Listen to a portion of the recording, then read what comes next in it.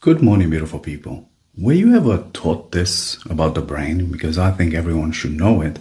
Not just because it's super interesting, it's also extremely helpful if you have issues concentrating and focusing, or even issues with brain fog and headaches.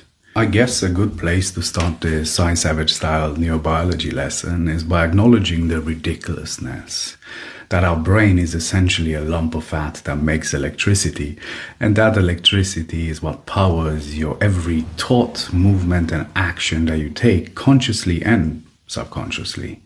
And that electricity is produced by the brain cell, which in this video will be showcased by this source bottle for the visual learners out there. And how does the brain cell produce electricity? Is with the help of sodium and potassium ions that just float around.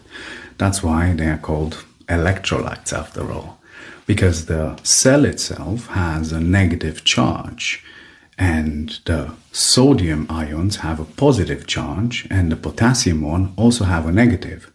So the brain cell has this pump that pushes out 3 sodium ions for every 2 potassium ions, which creates this electrical charge that more or less powers you.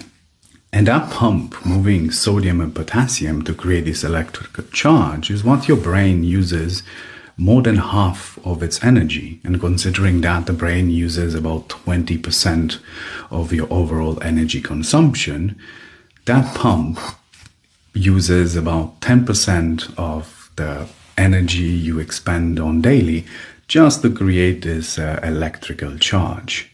And that's why your brain doesn't work very well when you are dehydrated. Because hydration is a lot about water, but it's also a lot about replenishing those electrolytes and maintaining that electrolyte balance. Because that is what makes water effective in the body.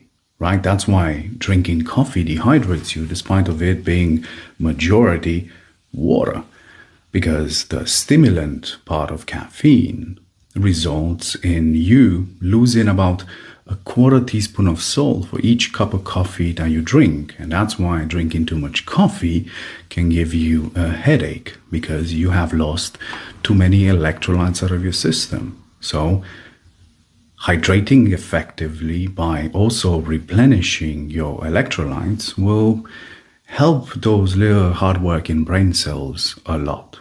Something to consider. Protect your peace.